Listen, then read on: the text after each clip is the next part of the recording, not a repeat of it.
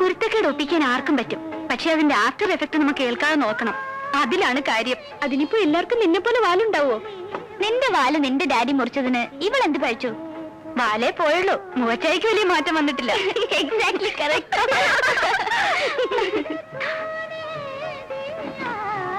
നല്ലൊരു പെണ്ണ്, പക്ഷെ അവക്കിട്ട് ചെക്കനെ നോക്കിക്കേ.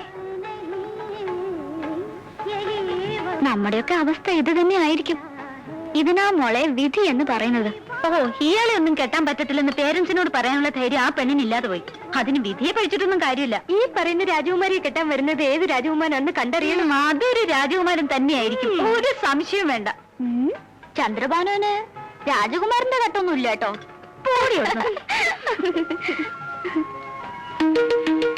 അയ്യോ, 80 രൂപയോ?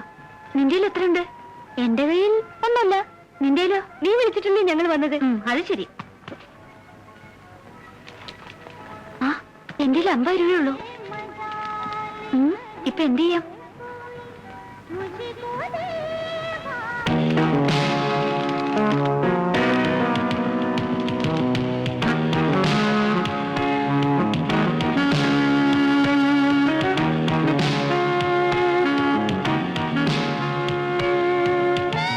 സന്തോഷേ, ഒരു കുട്ടി നമ്മൾ നോക്കിച്ചിരിക്കുന്നു കേട്ടോ. ഞാനൊന്ന് ശ്രമിച്ചു നോക്കട്ടെ. എക്സ്ക്യൂസ് മീ, സൂസന്റെ ബ്രദർ അല്ലേ? ഏത് സൂസൻ?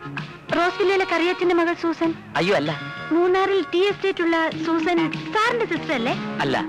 സോറി, ആള് മാറിപ്പോയതാ. ബാബാ ഓ.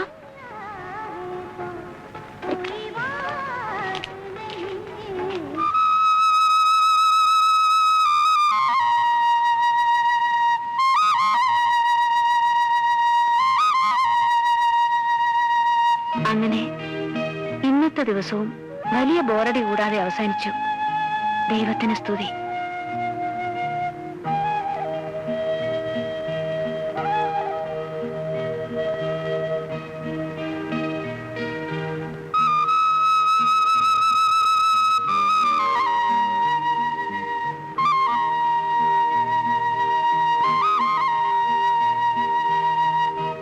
പകല് മുഴുവൻ കാട്ടിക്കൂട്ടിയ അനാവശ്യങ്ങള് രാത്രിയിൽ ഡയറിയിൽ കുറിച്ചു വെക്കാം. ചേച്ചിക്ക് വേറെ പണിയൊന്നുമില്ലേ? ആ, പെണ്ണുങ്ങളായാലേ കുറച്ചൊക്കെ സ്മാർട്ട് ആയിരിക്കണം. അല്ലാതെ നിന്നെ പോലെ പനി പിടിച്ച കോഴിയെ പോലെ ഇരിക്കാൻ എന്നെ കിട്ടില്ല. എനിക്ക് കിടക്കണം.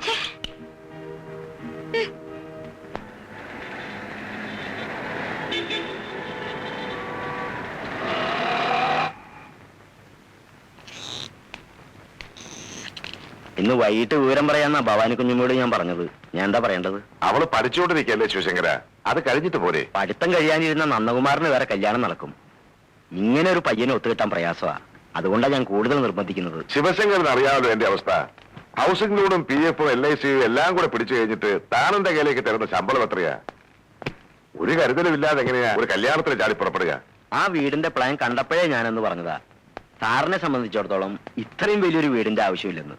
അതൊക്കെ ഇനി പറഞ്ഞിട്ട് എന്താ കാര്യം? അന്ന് അങ്ങനെ തോന്നി. അതുകൊണ്ടാണ് ഞാൻ പറയുന്നത്, ഇനിയെങ്കിലും സാറ് നല്ല രീതിയിൽ ചിന്തിക്കണം. സ്ത്രീധനമായിട്ട് അവർ 10 പൈസ പോലും ചോദിക്കുന്നില്ല. നമുക്കിറങ്ങാം. താഴെയുള്ള 2 സഹോദരിമാരെ അയച്ചിട്ട് മതി തനിക്ക് വിവാഹമെന്ന് ഒറ്റ വാശിയായിരുന്നു നന്ദന്. അനന്തപിള്ളച്ചേട്ടന്റെ മരണം ഓർക്കാപ്പുറത്തായതുകൊണ്ട് ബാധ്യതകളൊക്കെ നന്ദന്റെ തലയിൽ വന്നു. ഇളയവളെ അയച്ചിട്ടിപ്പോ വർഷം 1 കഴിഞ്ഞു. അപ്പം മുതൽ നിർബന്ധിക്കുന്നതാ ഭവാനി കുഞ്ഞമ്മ. പക്ഷെ നന്ദൻ ഇപ്പോഴാ ഒന്ന് സമ്മതം മൂളിയത്. ഇക്കാലത്ത് അഡ്വക്കേറ്റ് എന്നൊക്കെ പറയുമ്പോ ആ, സാറ് വിചാരിക്കുന്ന പോലെ കേസില്ലാത്ത വക്കീലൊന്നും അല്ല നന്ദൻ. പുറത്തൊന്ന് അന്വേഷിച്ചു നോക്കണം. കഴിവില്ലാത്തതുകൊണ്ടാണോ സർക്കാർ അയാളെ പബ്ലിക് പ്രോസിക്യൂട്ടറായി നിയമിച്ചത്? എന്റെ ബന്ധുവായതുകൊണ്ട് പറയുന്നതല്ല. നന്ദകുമാറിന്റെ വാദം കേട്ട കോടതി വിറയ്ക്കും. മോളുമായിട്ട് ഒരു 10-15 വയസ്സിന് വ്യത്യാസം ഉണ്ടാവില്ലേ? അതിപ്പോ ഉദ്യോഗവും ചെറുക്കന്റെ സ്വഭാവവും എല്ലാം കൂടി നോക്കുമ്പോ ഇക്കാലത്ത് ഒരു പ്രശ്നമാണോ? ഏതായാലും അവര് പരസ്പരം ഒന്ന് കണ്ട് തീരുമാനിച്ചോട്ടെ. ശരി. ആരാമേപ്പുറത്ത്? നീ ഈ ചായ കൊണ്ട് കൊടുക്ക. സംഗതിയുടെ കിടപ്പ് കണ്ടിട്ട് ഒരു പെണ്ണ് കാണൽ ചടങ്ങാണെന്ന് തോന്നല്ലോ. ആരാമേ? എന്നെയോ ആശയോ? പേടിക്കണ്ട, ചേച്ചിക്ക് തന്നെ. ഒരു സൂചന തന്നിരുന്നെങ്കിൽ ഞാനൊന്ന് ഒരുങ്ങി സ്റ്റൈലായിട്ട് നിൽക്കുമായിരുന്നു.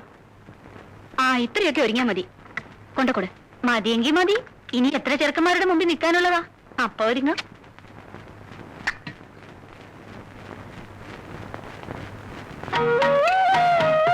ഇതാ ആള്.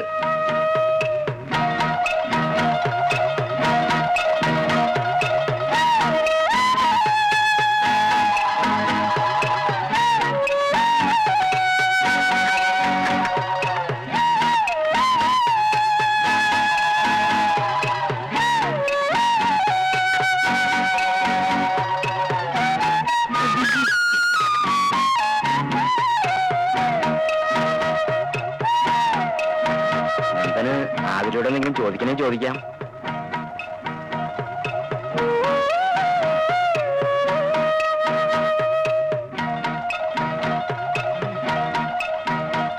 വേണ്ട.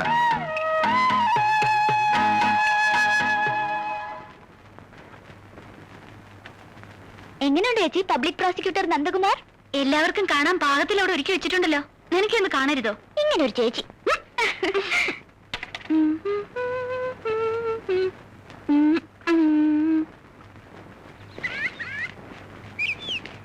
എന്നാ ഞാൻ വരട്ടെ. ശരി. വരട്ടെ സാർ. ഓ, എന്താടാ നിനക്ക് ഇഷ്ടപ്പെട്ടോ? ആ എനിക്ക് ഇഷ്ടപ്പെട്ടു. എന്നാ എനിക്ക് ഇഷ്ടപ്പെട്ടില്ല. അതിന് ഉണ്ണിത്താനും വേണ്ടി അല്ലല്ലോ നോക്കിയത്. നന്ദന് പറ്റിയതല്ലെന്ന് തന്നെ ഞാൻ പറഞ്ഞ. എന്താ നീ അവൾക്ക് കണ്ട കുറവ്? നിന്നെ അവളെയും കൂടി കണ്ടിട്ട് അച്ഛനെയും മോളെയും പോലെ ഇരിക്കുന്നു. ഓ, അത് സാരമില്ല. സാരമില്ലെങ്കിൽ പോട്ടെ. പിന്നെ ഉണ്ട് പ്രശ്നം. എന്ത് പ്രശ്നം? എന്താ കുട്ടിയുടെ നാള്? ഉത്രാടം. അയ്യോ, ആ നാള് നന്ദന്റെ നാളുമായിട്ട് ഒരിക്കലും പൊരുത്തപ്പെടില്ല. ചതയം ഒരു പക്ഷെ നന്നായിട്ട് ചേരും. അത് നിന്റെ നാളല്ലേ?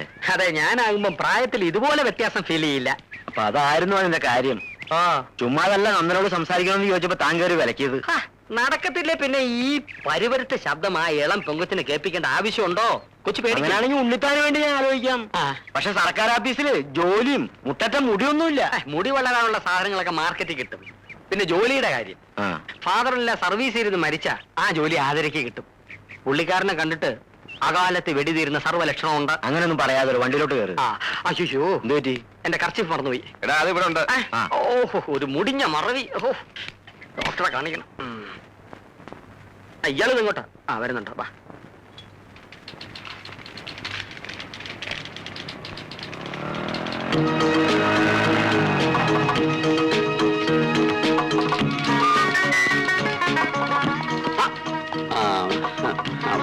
മേക്കപ്പെട്ടോളൂ, ഞാനിപ്പോ വരാം. ശരി. അവിടെ അത് കൺമഷിയുടെ പരസ്യത്തിനുള്ള മോഡലാ. ബാലോട്ടിന് നാണമില്ലേ ഇങ്ങനെ ഒരു മോഡൽസിന് ബൈക്കിൽ വെച്ചോണ്ട് ഊര് ചുറ്റാൻ? ഇല്ല, ചുമ്മാ അല്ല നാട്ടുകാർ ഓരോന്ന് പറയുന്നത്. പറയുന്നൊരു പറയട്ടെ. കാറ്റ് പോകുന്നിടത്തൊക്കെ വേലി കെട്ടാൻ പറ്റും. എന്നാൽ ഇവിടെ വരെ ബൈക്കിൽ കൊണ്ടുവരുന്നേ പറ്റുമല്ലേ? ഓ, അവൾ ഇനി ഒരുങ്ങി ചമഞ്ഞ് ഓട്ടോറിക്ഷ പിടിച്ച് ഇവിടെ എത്തുമ്പോഴേക്കും ഒരു നേരം ആവും. ഉച്ചയ്ക്ക് മുമ്പ് ഫോട്ടോ എടുത്ത് കൊടുത്താൽ പ്രിന്റ് അടിച്ച് കിട്ടും. അതുകൊണ്ടാണ് ഞാൻ തന്നെ ചുമന്നുകൊണ്ട് പോരാന്ന് വെച്ചത്. പിന്നെ നിന്നെ ആരോ പെണ്ണാണെന്നു കേട്ടു. എങ്ങനെയുണ്ട് കക്ഷി? കാര്യം പറയാന്ന് വെച്ച് 8 മണി പോലെ കാത്തു നിൽക്കുക. എന്നാ പിന്നെ സമയങ്ങളാണ്ട. പറഞ്ഞേ കാണുന്ന പെമ്പിളയുടെയൊക്കെ പറയാൻ നടക്കുന്ന ഇയാളോട് പറഞ്ഞിട്ട് ഒരു കാര്യമില്ല. ഒരു കാര്യമില്ലെങ്കിൽ പറയണ്ട. അതെ, നിങ്ങളുടെയൊക്കെ പാവം കണ്ട എന്നെ അയാൾക്ക് കെട്ടിച്ചു കൊടുത്ത മട്ടുണ്ടല്ലോ. പെണ്ണ് കാണൽ ചടങ്ങിനൊക്കെ അതിന്റേതായ ഒരു ത്രില്ലുണ്ട്. അതുകൊണ്ടാ ഞാൻ കൂളായിട്ട് ചെന്ന് നിന്നു കൊടുത്തത്. ഇനി രജിസ്റ്റർ കല്യാണത്തിനാണ് വിധിയെങ്കിൽ ഇതൊന്നും അനുഭവിക്കാൻ പറ്റത്തില്ലല്ലോ. ഇങ്ങനെ ഒരു സംഭവം നടക്കാൻ പോണ വിവരം പേരൻസ് നിന്നെ അറിയിച്ചതേ ഇല്ലേ? എനിക്ക് ചെറിയ സൂചന കിട്ടിയിരുന്നു, പക്ഷെ ഞാൻ അത്ര സീരിയസ് ആയിട്ട് എടുത്തില്ല. ചായ കൊടുത്തിട്ട് ആ മുഖത്തോട്ടൊന്ന് നോക്കിയപ്പോ സത്യം പറഞ്ഞാൽ ഞാൻ അയ്യടാന്നായിപ്പോയി. എന്റെ ഫാദറിന്റെ അല്പമെങ്കിലും സൗന്ദര്യബോധം കാണുമെന്നാ ഞാൻ വിചാരിച്ചത്. അത്രയ്ക്ക് ബോറാണോടി? വികൃതമൊന്നുമല്ല, പക്ഷെ ഒരു വില്ലൻ ലുക്കാ. ഒരുമാതിരി ഈ കോൺട്രാക്ട് അവസാനിപ്പിച്ച് നേരത്തെ പോരുന്ന ചില പട്ടാളക്കാരില്ലേ, അതുപോലെ ഇരിക്കും. അപ്പൊ നിനക്ക് ഇഷ്ടമില്ലെന്ന് നീ അച്ഛനോട് പറഞ്ഞില്ലേ? അതിന്റെ ഒന്നും ആവശ്യം വരുന്നില്ലടി. ജാതകം ചേർന്നിട്ടാണല്ലോ ഇത് നടക്കാൻ. ആ സ്റ്റെപ്പിൽ വരുമ്പോഴേക്കും ഇതങ്ങ് തെറ്റിക്കോളും. അതുവരെ വക്കീൽ ഈ കേസ് വിട്ടായിട്ട് നടന്നോളൂ തന്നെ.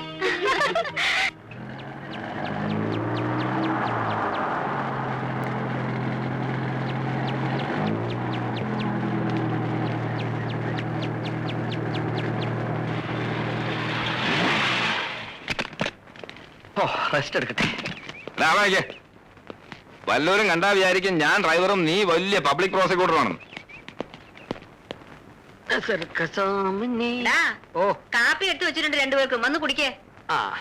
കേട്ടോമേ, അമ്മയുടെ അരുമ മകൻ പബ്ലിക് പ്രോസിക്യൂട്ടർ നന്ദകുമാർ എന്ന് കോടതിയിൽ ഒരു കലക്ക് കലക്കി. തോമസ് സെക്രട്ടറിയ ഉൾപ്പെടെ 5 പേർക്ക് ചുളുവി ജീവപര്യന്തം സംഘടിപ്പിച്ചു കൊടുത്ത്. ഒന്നും നിർത്താമോ? കാറെ കയറിയപ്പോ തുടങ്ങിയാണല്ലോ ഈ കളത്തില്. എന്തുദ്ദേശിച്ചായി സോപ്പ് പതപ്പിക്കുന്നത്? എന്ത് സോപ്പ്? അയ്യോ, ഞാൻ ബെഞ്ച് ക്ലാർക്കായിരിക്കാൻ തുടങ്ങിയിട്ടെ വർഷം 10-12ആയി. പല കൊടികുത്തിയ വക്കീലന്മാരുടെ വാദങ്ങൾ ഞാൻ കേട്ടിട്ടുണ്ട്. പക്ഷെ നന്ദനെ പോലെ വാദിക്കാൻ അറിയാവുന്ന ഒരു വക്കീലിനെ ഭൂമി മലയാളം കണ്ടിട്ടില്ല. അമ്മേ, എന്താ അമ്മേ എന്നെ സൂപ്പിക്കാമേ? എന്തിനാന്നറിയാം, എന്റെ കല്യാണം കഴിഞ്ഞിട്ടും ഇവൻ ഇവിടെ തന്നെ പറ്റിക്കൂടണം. അതിനാണ് ഈ സോപ്പ്. ഓസിലൊന്നും അല്ലല്ലോ, മാസാമാസം 100 രൂപ എണ്ണി അമ്മയുടെ കയ്യിലോട്ട് കൊടുക്കുകയല്ലേ. പിന്നെ നിന്റെ 100 രൂപ കൊണ്ടല്ലേ ഇവിടുത്തെ കാര്യങ്ങൾ നടന്നേ. പോടാ. ആ 100 രൂപയ്ക്ക് എല്ലാ മാസവും നിങ്ങളുടെ രണ്ടുപേരുടെ പേർക്കും അമ്പലത്തിൽ വഴിപാട് കഴിക്കുന്നുണ്ട്, അറിയാമോ? അമ്മേ, എന്റെ പെറ്റമ്മ പോലും ഇങ്ങനെ ചെയ്തിട്ടില്ല. ആ. അപ്പൊ ഞാൻ അടുത്ത മാസം പോലെ 50 രൂപ തന്നാ മതിയല്ലോ. എനിക്ക് വഴിപാട് വേണ്ട, വായിലോട്ടുള്ള വല്ലതും തന്നാ മതി. ഞാൻ അടങ്ങി ഒതുങ്ങി കിളിക്കൂട്ടി കഴിഞ്ഞോളാം. എന്നാലും ഇവിടുന്ന് ഒഴിഞ്ഞു പോവുകയില്ല. ഒഴിയും. എപ്പോ? നിന്റെ കല്യാണത്തിന് മുമ്പ് എന്റെ കല്യാണം നടത്തിയിട്ട് ഞാൻ ഒഴിയും. അമ്മേ, ഇവൻ കെട്ടാൻ പോകുന്ന പെണ്ണിന് എന്തൊക്കെയാ വേണ്ടെന്നറിയാമോ? സൗന്ദര്യം, മുട്ടറ്റ മുടി, സർക്കാർ ജോലി, സിറ്റിയിലൊരു വീട്. പിന്നെ വീടില്ലാതെ ഞങ്ങൾ ഭാര്യയും ഭർത്താവ് NH-47 കിടന്നുറങ്ങോ? അല്ല, ഈ 3 ഡിമാൻഡ് ഒത്ത ഒരു പെണ്ണിനെ വെറും ഒരു ബെഞ്ച് ക്ലാർക്കായ അളിയന് കിട്ടുമെന്ന് തോന്നുന്നുണ്ടോ? ഇല്ലെങ്കിൽ അതുവരെ ഞാൻ ഈ പെര നിറഞ്ഞു നിൽക്കും. അയ്യോ, പെര നിറഞ്ഞു നിൽക്കല്ലേ. അമ്മയ്ക്കും എനിക്ക് ഇടയ്ക്ക് അങ്ങോട്ടും ഇങ്ങോട്ടും ഒക്കെ ഒന്ന് പോകണം. ഒന്ന് ഒതുങ്ങി തരണേ. അതിനുള്ള ഗ്യാപ്പ് വിട്ടേക്കാം. കല്യാണത്തിന്റെ കാര്യം പറഞ്ഞപ്പോഴാ ഓർത്ത് ശിവശങ്കരൻ വന്നിരുന്നു. ആതിരയുടെ ഫോട്ടോ നീ ചോദിച്ചിരുന്നില്ലേ, അതിവിടെ തന്നിട്ടുണ്ട്.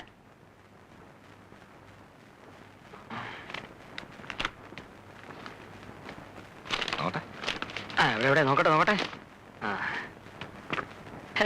നേരി കണ്ടതുപോലല്ല. അതെ, ഫോട്ടോയിൽ കുറച്ചുകൂടെ മെച്ചൂരിറ്റി ഫീൽ ചെയ്യുന്നുണ്ടല്ലേ?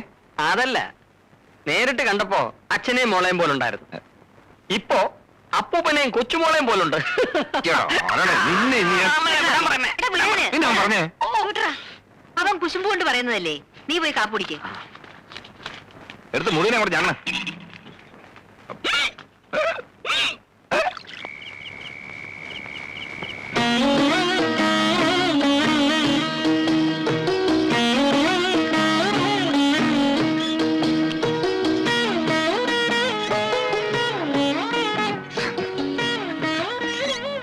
ശങ്കരേട്ടൻ വല്ലതും പറഞ്ഞോമേ? അവർക്ക് താല്പര്യക്കുറവൊന്നുമില്ല. പിന്നെ വയസ്സിന്റെ കാര്യത്തിലേ അല്പ വിഷമേ ഉള്ളൂ. ഓ, ഇനി ജാതകം ചേരാതെ വരുമോ എന്തോ. ആ, ഇത് നടക്കുമെന്നാ എന്റെ മനസ്സ് പറയുന്നത്. നിന്റെ ജാതകം അവര് ചോദിച്ചു. ശിവശങ്കരൻ അതുകൊണ്ടാ പോയിരിക്കുന്നത്. ആണോ? ആ,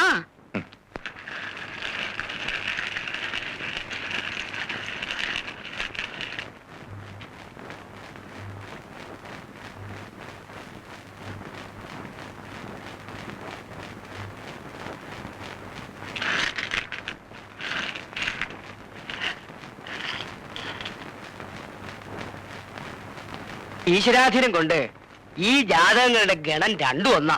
അതായത് ഗുണം 10 എന്നർത്ഥം. പ്രശ്നമാർഗത്തിൽ ദീർഘദാമ്പത്യത്തിന് 23 പൊരുത്തങ്ങളാ പറയണത്. ഇവിടെ ഭാഗ്യം പോലെ ഒക്കെ ഒത്തു വന്നിരിക്കണു. അടുത്ത കാലത്തൊന്നും ഇത്ര വിശേഷമായിട്ടൊരു പൊരുത്തം ഞാൻ കണ്ടിട്ടില്ല. വേറെ എന്ത് തടസ്സം ഉണ്ടാച്ചാലും അതൊക്കെ അങ്ങോട്ട് ഒഴിവാക്കി ഈ ജാതകങ്ങൾ തമ്മിൽ കൂടി ചേർക്കുക.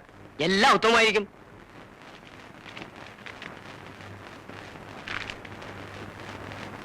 പിന്നെ നിനക്ക് ആരെയും ഇഷ്ടം അത് പറ. ഇതുവരെ നീ വിചാരിച്ച നടന്നത്. ഇനി എന്റെ മോൾ അങ്ങനെ വിചാരിക്കണ്ട. ഞങ്ങളുടെ തീരുമാനത്തിന് വിലയുണ്ടോന്ന് അറിയണമല്ലോ. എന്താ അവൾക്ക് ഈ വിവാഹം ഇഷ്ടമല്ലെന്ന് ഏക്കും ചൊല്ലുമില്ലാതെ വളർത്തിയതിന്റെയാ. എന്താ മോളെ കാര്യം? അവൾക്ക് അയാളെ ബോധിച്ചില്ല, അത്ര തന്നെ. പ്രായം ലേശം കൂടുതലുണ്ടെന്നല്ലാതെ എന്താ നന്ദകുമാറിന് കുറവ്? നിന്റെ അമ്മയും ഞാനും തമ്മിലുള്ളല്ലോ 10-12 വയസ്സ് വ്യത്യാസം. പ്രായത്തിന്റെ ഒന്നുമല്ല, എനിക്ക് ഇഷ്ടമല്ല. അതിന്റെ കാരണമാ അച്ഛൻ ചോദിച്ചത്. കാരണമൊന്നും എനിക്കറിയില്ല. എന്റെ മനസ്സിനെ അയാളെ ഇഷ്ടപ്പെടാൻ പറ്റുന്നില്ല. നിന്റെ മനസ്സിന് മാത്രം എന്താ ഇത്ര പ്രത്യേകത? വേറെ എന്തെങ്കിലും ഉദ്ദേശം ഉണ്ടെങ്കിൽ അത് മനസ്സിൽ തന്നെ വെച്ചാ മതി. നീ ഒന്നും മിണ്ടാതിരിക്കും വിജയലക്ഷ്മി. ഞാൻ മിണ്ടാതിരുന്നതാ ഇതിന്റെയൊക്കെ കാരണം. ഇപ്പൊ അനുഭവിക്കേ.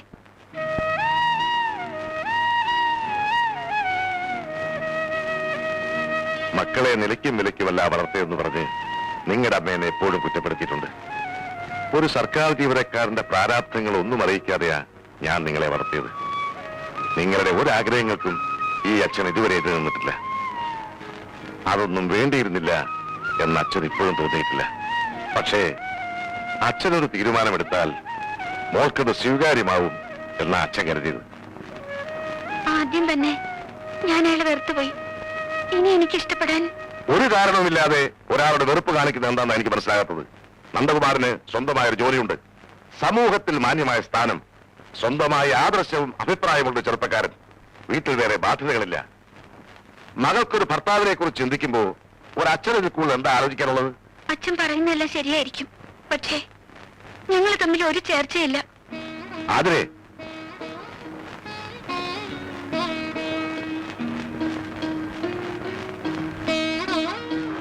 മോളെ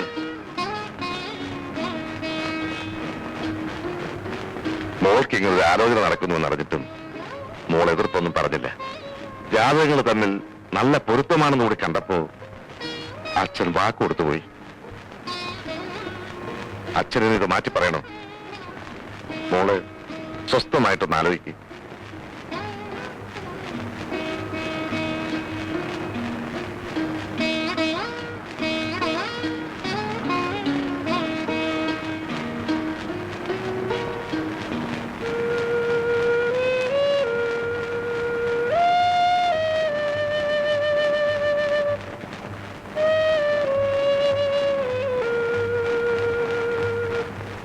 പിന്നെ അപ്പോഴത്തെ ദേഷ്യത്തിൽ ഞാനങ്ങനെ പറഞ്ഞെങ്കിലും ആലോചിച്ച് നോക്കിയപ്പോ അവള് പറഞ്ഞാലും കാര്യമുണ്ടെന്ന് തോന്നുന്നു.